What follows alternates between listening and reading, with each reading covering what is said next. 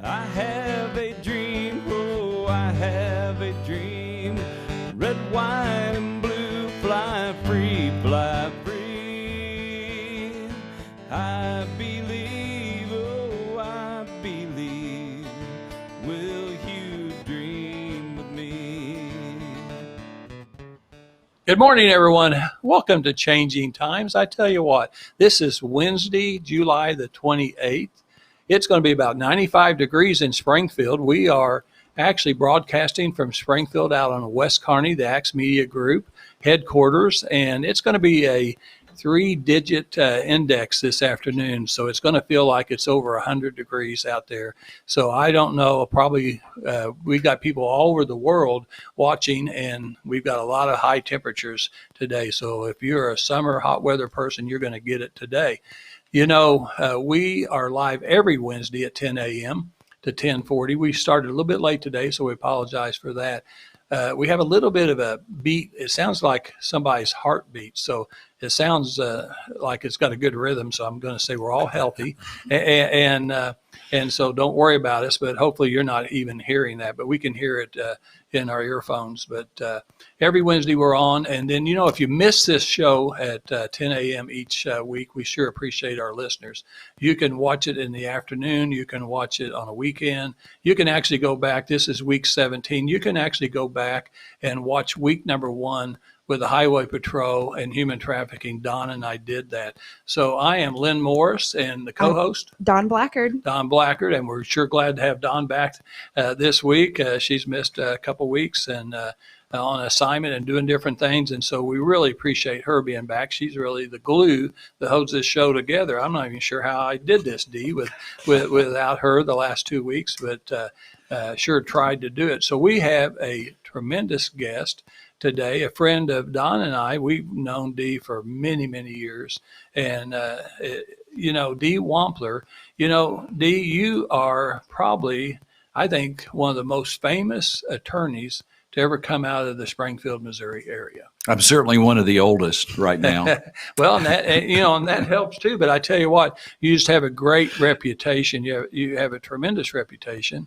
And so when we were talking, I just want listeners to know, Dee is a defense attorney and just one of the best in the country, really. And I mean, you do cases in Arkansas and other places. You concentrate mostly in Missouri, Southwest Missouri, but your dad also was an attorney. So you've kind of watched law for what, 70, 80 years? He started practicing in 1938, and I came along in the 40s, and I ended up meeting all the lawyers here in Springfield.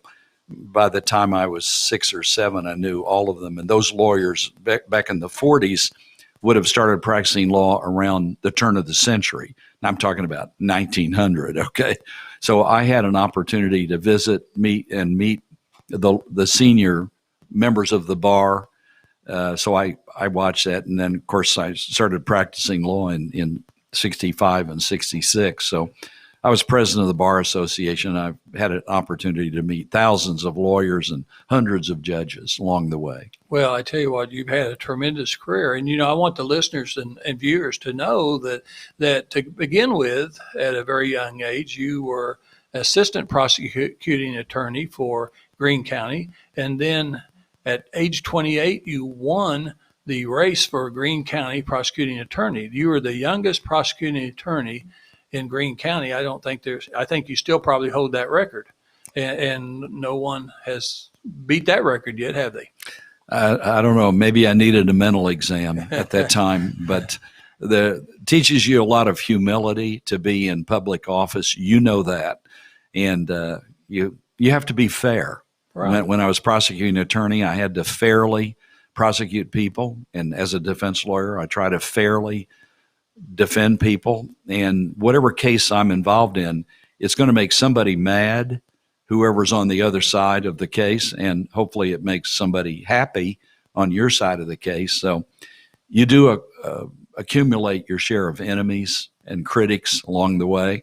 You just have to let it roll off your back sometimes. Well, and you know, one of the things that I know, and we were discussing before our show started, was the fact that being a prosecuting attorney And now being on the flip side, the defense attorney, you've got some advantages because you absolutely know a lot of times, step by step, what the prosecuting attorney is going to do. It's like General Patton. He read all about Rommel before they got into battle in World War II. And yeah, the first thing that I'll do when I talk with a client is, how is his story going to play in front of a jury of 12 people?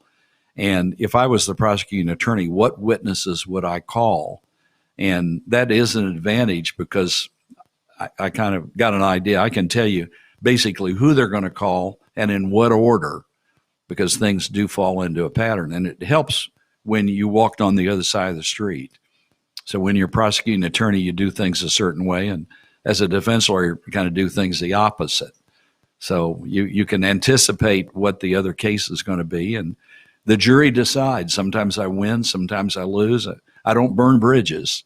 I don't get mad at the juries. I don't get mad at the judges or the prosecutors, because I'll be in court the next day in front of that same judge with the same prosecutor on another case. I may ask for a favor of some kind. So I don't want to. You can't get mad if you let the hate build up inside you, so forth. You'll never get up the next day. So you're going to have defeats in life. Bad things occasionally are going to happen, but I don't commit the crimes. I just try to help people and present the best evidence that I can for a particular client. And most of my clients, even though some bad things happened with what they did, most of my clients are really good people deep down inside. Inside, there's a good Christian person just waiting to get out. A lot of those people have not attended church. They haven't been close to the Lord. They're from broken families. They have drug and alcohol programs. But most of them, they realize they did something wrong.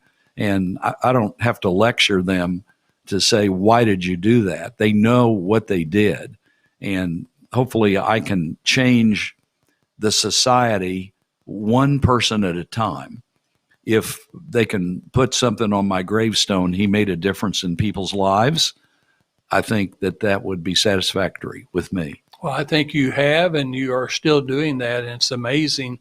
Don and I, and all our guests, and this is week number 17, is, I would say all our guests, Don, don't you think, has been Christians, strong Christians? Absolutely. And we will probably have somebody in here that's not a Christian that we're going to work on and help to become a Christian and accept Jesus Christ as their Lord and Savior. That's our purpose. But, I know there's a lot of people out there that's watching that is not Christians, and that's okay. Hopefully at some point in time, you'll be reached by someone and Jesus Christ will be your Lord and Savior. But one of the things I want to point out to people, what I'm so impressed about you, D. Wampler, is, and you wrote a book. In fact, you've written 8 books, I think, and published 8 books. And most of these books you just give away. I mean, you're not interested in making money off books. I'm writing a book, The Good, the Bad, and the Ugly of Missouri State Government, but I'm hoping to make some money off of it, okay? But D, you have just given a lot of your books away, but you did write a book called The Trial of Jesus Christ. Is that the name of that book? Yeah, The Trial of Christ, a criminal lawyer defends Jesus. Yeah. And it's a color pamphlet. I like to brag on it. It's got about 80 pages, and if people want one, just contact me. Yeah. And I'll mail you one, no charge. Just the illustrations in there are beautiful, absolutely beautiful. But what I was going to point out is, I mean, there's jokes about attorneys, okay? And I've heard them. Okay. and some of the attorneys aren't Christians, just like any profession. I'm a pharmacist. Some of the pharmacists aren't Christians either, okay? And we're all in the same group. But what I really appreciate is an attorney who is a strong Christian like you. I know where you're at every Sunday. I know where your heart is. I know where your soul is. I know where your mind is. And you can perform day in and day out in these trials, in these different courtrooms, wherever you go, because you travel a lot. But Jesus Christ is at the center of everything that you do, and you do it for the right reasons and the right things. And we know some attorneys, even here in Springfield area, that weren't Christians. Maybe they are Christians now, hopefully, and was winning cases and doing things that it finally got to them, and they decided to do some other profession and stuff like that. So I think it's important to know. But Don, we were going to ask Dee about laws, changing laws. This show is all about changing times, and I think no one can disagree that we are in the middle of just immense changing times. It's changing fast, and not necessarily all for the good. And so what are you seeing? Kind of take us back to some of the laws that when you first, and how you had to practice to begin with, and then how you have to adjust. If you don't adjust, you're out of business, aren't you? Yeah, well, we had a lot of crazy laws when I was prosecuting attorney, not selling certain things on Sunday. We had blue laws. Blue laws. We could actually prosecute people and put them in jail for selling alcohol on Sunday, or things that were not a necessity. We had a lot of crazy laws like injury to racing pigeons and soaping railroad tracks, and a lot of crazy laws that we've taken off the books now and become more modern. But homosexuality carried life imprisonment. Abortion was there. Adultery, I mean, just think about that a minute. It was a crime to commit adultery. And so these laws, the culture has changed and morphed over the years to where these laws have been repealed or watered down to where, it's still wrong to commit adultery, but it's not a crime to commit adultery. Abortion, of course, was against the law, and I prosecuted people for abortion. Marijuana was terrible, to think of mushrooms and marijuana. And now it's commonplace, and is probably the federal law is going to change maybe in a few years. Marijuana is still against the law, okay? It's against the law in our state, and it's against the law federally. You can't have marijuana in state and federal court. And you can't, if you're a convicted felon, you can't have a gun. And people don't understand it. You can't have marijuana and a gun, too. You can go to prison in federal court for that. So a lot of those laws, people don't think about it now, but you can send pictures on the internet and on your telephone, and your children and your grandchildren can do that, and they can be prosecuted, and they'll have a record the rest of their lives. They'll have to register as a sex offender. So people that are watching this broadcast, you need to talk to your children, your grandchildren. You need to have a serious talk, because a lot of the things you do technically are in violation of the law. But the laws have changed. I remember when women didn't serve on juries. I think they couldn't serve on juries when I started. Then there was a period of time where they could serve if they wanted to. And up until about 1950s, 1960s, very few women served on juries. I mean, you could smoke at the courthouse, chew tobacco, spit in spittoons at the courthouse. And eventually they said it wasn't proper to smoke a cigar in the jury room, especially if a lady was present. And the ladies all wore hats and gloves and dressed up. Well, the courtrooms had to be smarter when they brought the women in. Oh, yeah. You can't get me off there. That's a lose-lose. But, and some of our counties right now, the majority of the judges and prosecutors are female, and they just do a fabulous job. I mean, I really prefer in many of our counties going in front of a female judge. The women's, the way the mind works, I'm getting into an area here that's dangerous. I think they're a lot more perceptive than men. Mm-hmm. I know they are. Mm-hmm. And over the years, I would kind of tell my wife, I'm getting ready to try a case tomorrow, and here's the facts, can I run it by you? And she'd come up with some question like, well, what happened to the ammunition that was found on the ground, or what happened to the gun, or what happened? I go, well, that's not important. That's important. Yeah. That's very important. And I go, thank you, Ann, for telling me. The woman just has a way of kind of, with her mind, looking at things a little different than a man. Sure.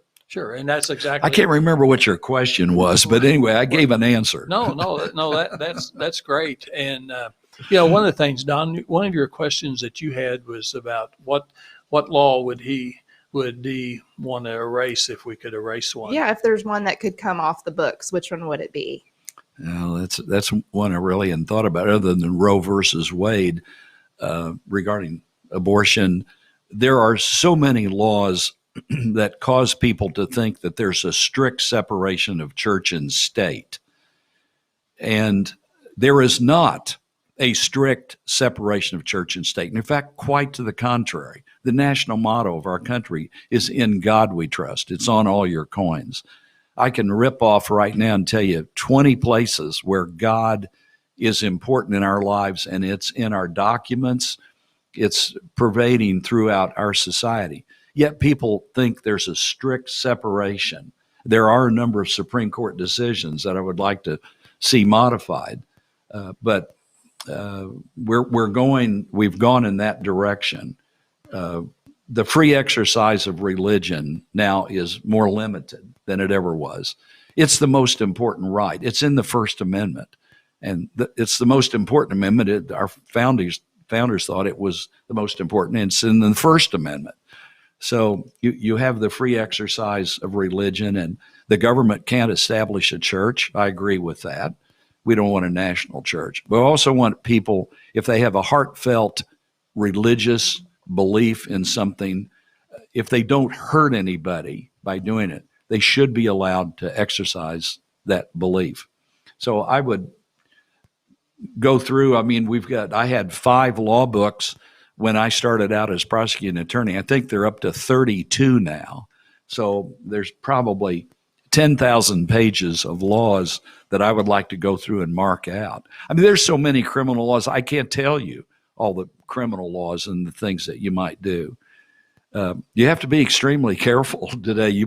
If it's a question about what you're doing, you better talk to a lawyer first and get some legal advice, because the laws are out there, and our legislatures throughout the years have really passed a lot of laws. Well, so that's one of the problems. I think, Don, you were talking about that.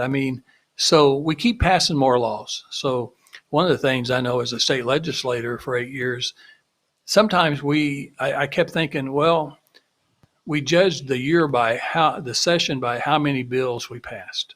Well, every time you pass a bill, you're creating new laws. But then you were saying, Don, we don't get rid of a lot of our old laws. So it just gets massive. It gets massive. Don't you think if we're not using a law, well, maybe shouldn't we just kind of take a broom and start getting rid of some of the old laws that don't apply anymore? Well, that's a good point. And to go through and think of all the various committees, think of all the money that's being spent.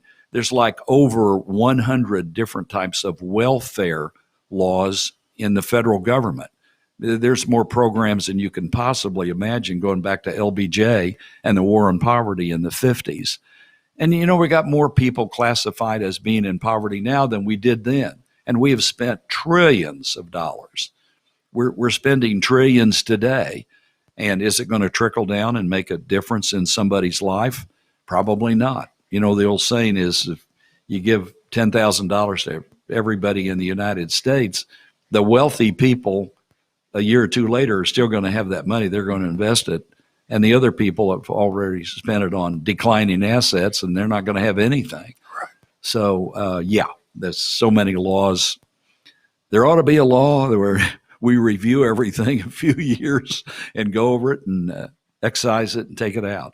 Well, I tell you what, I think that is definitely a problem in our country is we've created too many laws. And then the other thing too, Dee, we don't always enforce all the laws that we do pass. And some areas enforce it stronger than other areas. So even like drinking and driving, I think all of us agree that you should not drive and be drinking.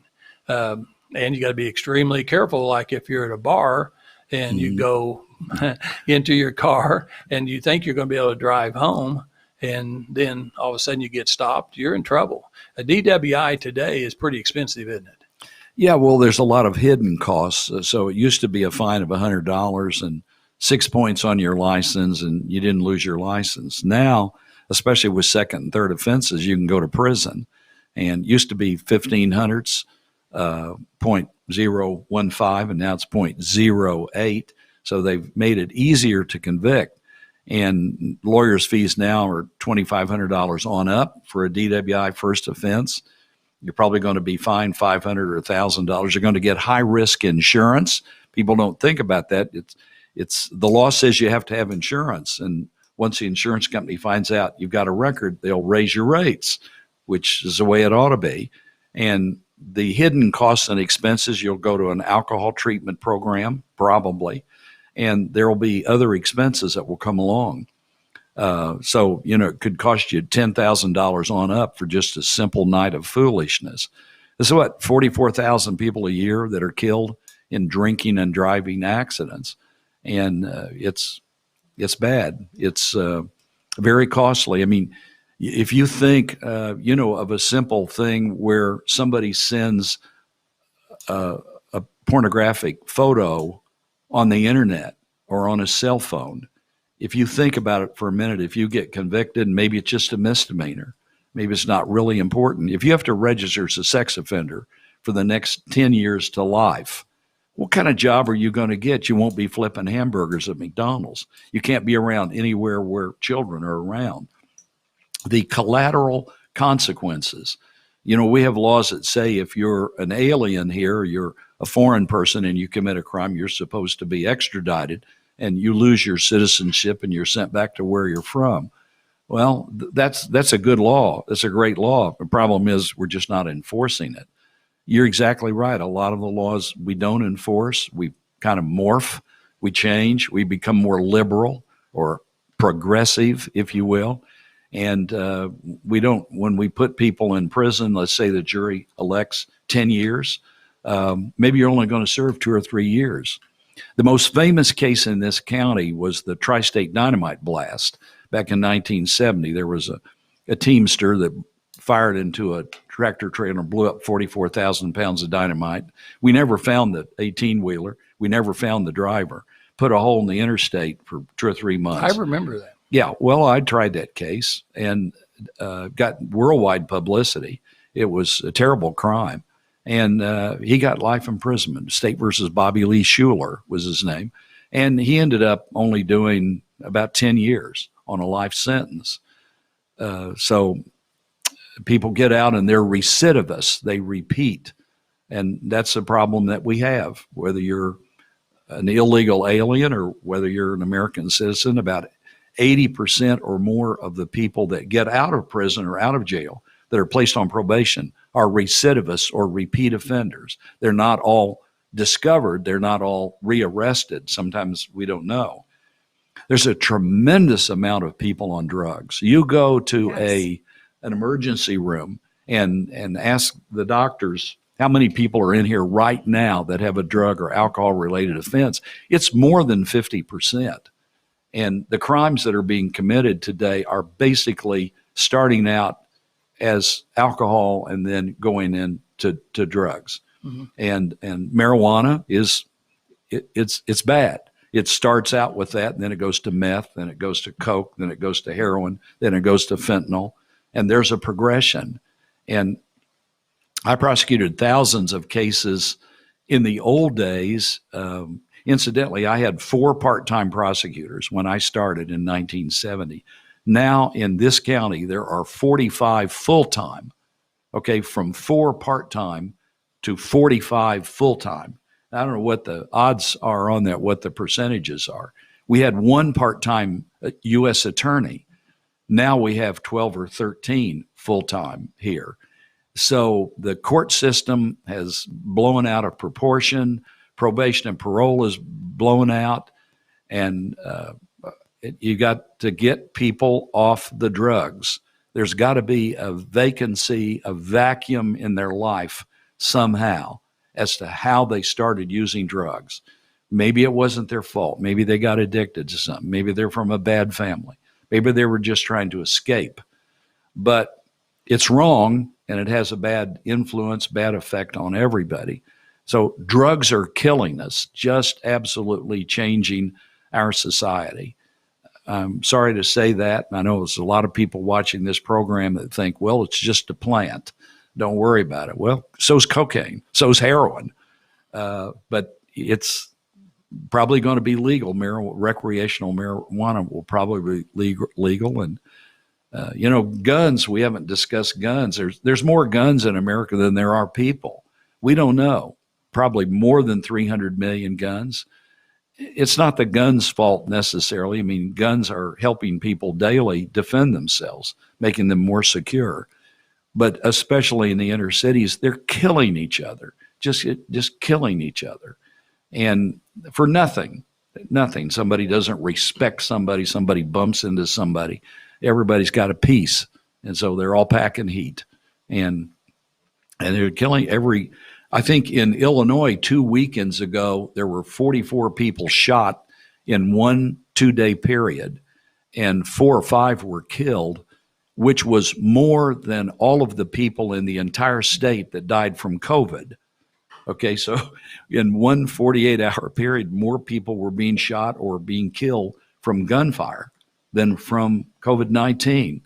It's just unbelievable. Our society today, the lack of respect for young people on law and order. I mean, everybody pretty well knows, we know what's right and wrong.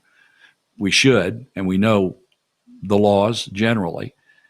And the young people today, I'm sure we've been saying this for hundreds of years, the young people don't show respect. The father is absent from the home. Now, I'm lecturing and not answering your questions, but I see, as a criminal lawyer, I have interviewed thousands of people, thousands in my office. How did you get to this situation? How did you happen to commit this crime? Tell me about yourself. These are people that did not have a father figure in the home. They were raised by a mother who was trying to work and keep the home fires burning, or a grandmother. And the women, bless their hearts, are doing the best they can. And the man is out here committing crimes and not in the home to show discipline to the children. If a child does not learn discipline in the home, he will have no respect once he gets out in the community. And I've done a study of about 50 of the most popular, well-known cases of African Americans that have been shot. I mean, from Michael Brown to George Floyd on it, but there's a whole category. And of those 50 that I've studied, almost every single one either was on drugs or they did something stupid, which was the first domino that fell. The last domino that fell is they got shot, and we know about that, and everybody's picketing over that. But that's okay. But look at the first reason that it fell. Somebody said, no, I'm not getting in your patrol car. No, I'm not going to show you my license. No, you can't handcuff me. And the police officer says, well, yeah, I can, and I am. And then it goes down from there. People are not obeying the law. They don't respect the law and order today, and it's going to get worse. The reason I'm on my high horse right now, I know it's going to get worse. I'm 80 years old, and I don't like the way things have gone in the last 56 years that I practiced law. I see that it's going to get worse. So, Dee, you're exactly right. I agree with you. So, you and I have talked many times about this. I mean, my generation, your generation, Don's, I mean, when people would stop a person out on the highway, be a highway patrol, a county officer, or maybe a local officer, I mean, if they said to show your license, like you said, you show your license. If they ask you to get out of the car, you get out of the car. If they ask you to put your hands on the car, on the trunk of the car, you put your hands on the trunk of the car. You did whatever they asked you to do. And you did it almost every time.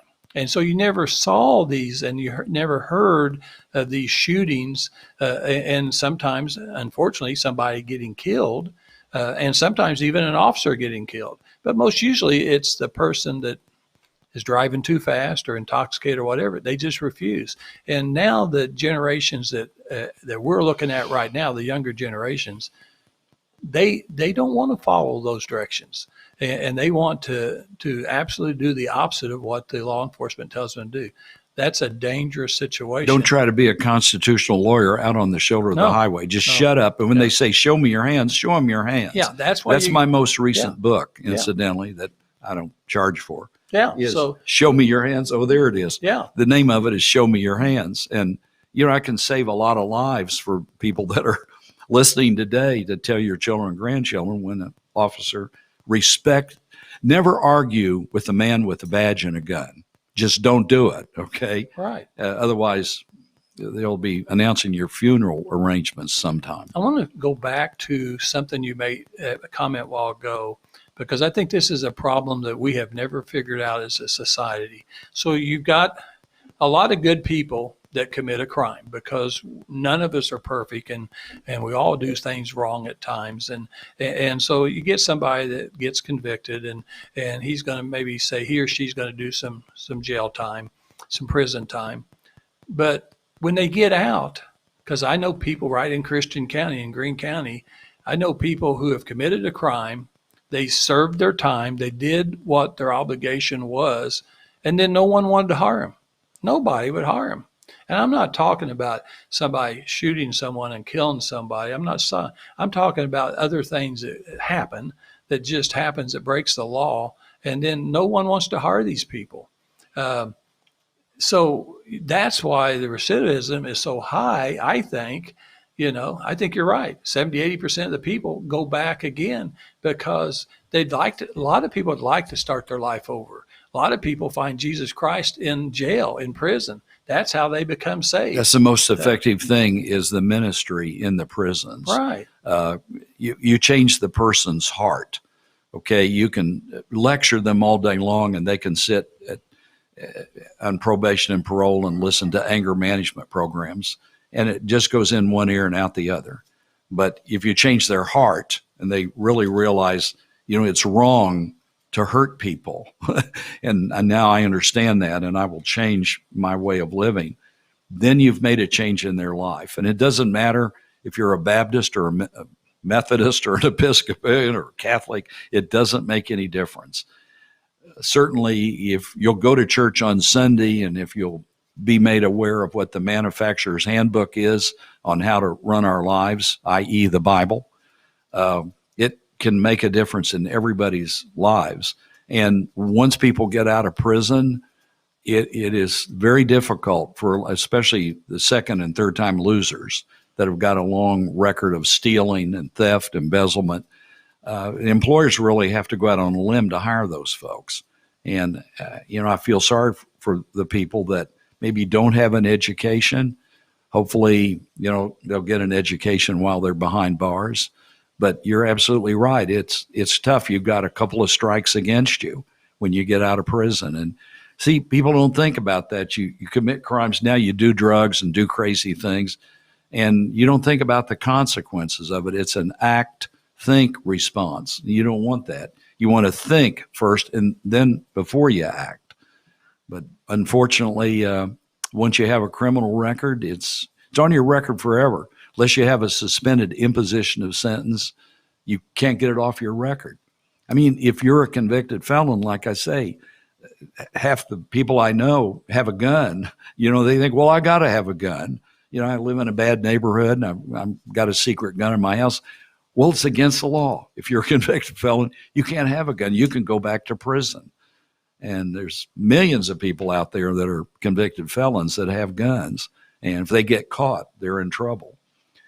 What was the question that you asked? No, I think that's it. So, but I wanted to point out, there was a gentleman several years ago that built a warehouse for us, family pharmacy warehouse in Ozark on Highway J. Mm-hmm. And I really liked his concept, and that's why I chose him. We had 4 bids, and some of these were great big construction bids, companies, very well-known people. Yeah. I chose the guy who, he wasn't brand new in construction, but he had a good concept. He used inmates, people who had got out of prison that had skills with their hands, and he built a $3 million warehouse for me, and 90% of his employees were ex-inmates. Mm-hmm. And they did a beautiful job. And that's why he got the job, because I had one of the other construction companies call and say, how come I didn't get the bid? I've got the best reputation in the area. And I said, well, you do. But I said, I just felt led to try this guy. And Might have been a little bit of a gamble, but I mean, obviously we had a tremendous warehouse built. But hey, let's talk about COVID. COVID is still here, And so how did that Delta now. Yeah, Delta. They say that's about 80% of the cases we're seeing right now is a Delta variant. So how did COVID affect trials last year? Oh, it knocked us out it's been now more than a year. It's been 18 months. On the other hand, the laws have changed a little bit. We're doing things now by Zoom. We're doing things by telephone. Is that just as effective as a Zoom? Yeah. Oh, yeah. I had an arraignment this morning. I said I can't come over, and the judge called me on the phone. Says, "We'll show you appeared by phone. Plea of not guilty. We'll set your case off in a couple of weeks, and I'll see you." And presto, it was done. Reluctantly, the courts have changed over the last year, and we're doing things now by Zoom. I'll have the client come to my office library. I have a number of individuals on January 6th that went into the Capitol building, and I've had like 8 court appearances thus far. I represent 5 people that went into the Capitol, and I would have had to have made 8 trips to Washington, D.C., and waste a lot of money and time and gas and everything doing that, and time out of the office. And now we're doing it by Zoom. We take care of it within 30 minutes. The court appearance has been taken care of. I've had several jury trials, and we'll pick the jury in another location, like a warehouse, or I have one up in Stockton now. We're going to go to an Assemblies of God church and put them around the different pews in the church. The judge said, "Now, Wampler, I don't want you preaching when we're in that church." But anyway, we pick the jury. We have like 100 people, narrow it down to like 12 or 14. We get a couple of alternates. And then we bring them to the courthouse, and we do social distancing. So, I mean, to think of us conducting part of a trial in a church or a warehouse, I would have thought that's crazy. But most of the trials that are jury trials, they still end up in the courthouse on the jury, on the final part of it. Yeah, the vast majority, Lynn, of the cases that are filed are plea bargained out. I'd say 95%. So if you had to try every case that the prosecutors filed, you wouldn't get anything done. So that's another difference to answer your question. The prosecutors are more inclined now, and the judges are, to approve of plea bargains that are very favorable, because we're stacked up. Right. We're crowded, and we got people in jail that want to get their cases heard, and they can't because there's so many of us. And it's costing us millions of dollars here locally. Our medical bills and prescription bills are unbelievable. I mean, there's a tremendous amount of inmates that have COVID and have AIDS, HIV, AIDS, and other things. I mean, the amount of money that we're spending. The jail is the largest healthcare facility in our locale, okay? Because everybody in there has got some kind of medical or mental problem. And the taxpayers are paying for it. When you see somebody commit a crime out here, you're paying for their 3 hots and a cot for the next year or two. You're paying for their lawyer. You're paying for the judge's salary and the prosecutors. You're paying for all that. And then the victim is hurt. They're making a claim against the state for restitution. You're paying for all that. So the cost of crime you don't think about is just absolutely unbelievable. That's costing the taxpayers. And of course, the federal government, they can prosecute anybody. They print money. So they file charges. And the state of Missouri has to prosecute these cases. So it's very costly, and it's a bad situation. I was introduced the other day by one of our United States senators as proof of the fact that crime does pay. They said, "Here's D. Wampler, proof of the fact that crime does pay." I don't know if that was a compliment or not, but there's more and more lawyers. I mean, I remember when my father started here in the 1930s, we had like 35 lawyers in this community. Now we have more than 1,000 lawyers.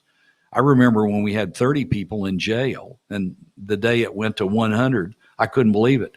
We got 985 people now in jail, just in Greene County, in Springfield, Missouri. And it's there's no room. There's no So room. that's going to be a problem in society, because that's why Greene County had to build a new jail. And now they're trying to figure out where they can find enough workers to man the jail. So that's going to be another issue, because for a safety factor, you've got to have enough jail employees to actually keep that thing going.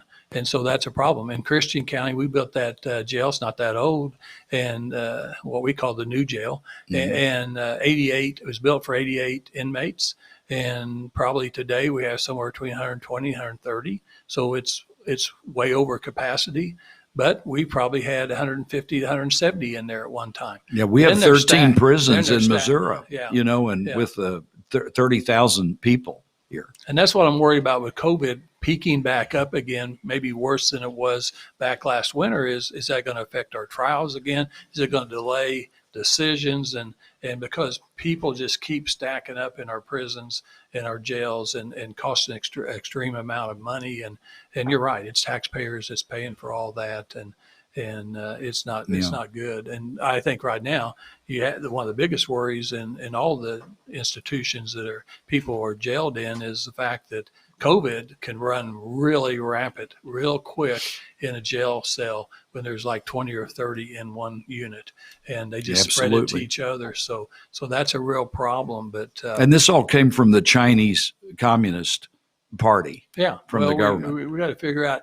And our executive producer Matt, how much time do we have left? We're actually over. Oh, we're over. But we're gonna wrap it up. Yeah. Don, what do we usually say? Well, I want to say that for coming up here, we're going to do some stories on people being the change in the community, people that are putting to work on doing good things. And we have a lot of awesome guests lined up, and want to say thank you to Dee. He has a calling over his life, and you can tell, and we're just so privileged to have him come on and talk today. So be the change and have a good week.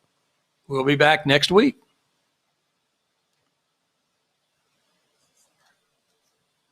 And stays free under God, not tyranny. That's what it means.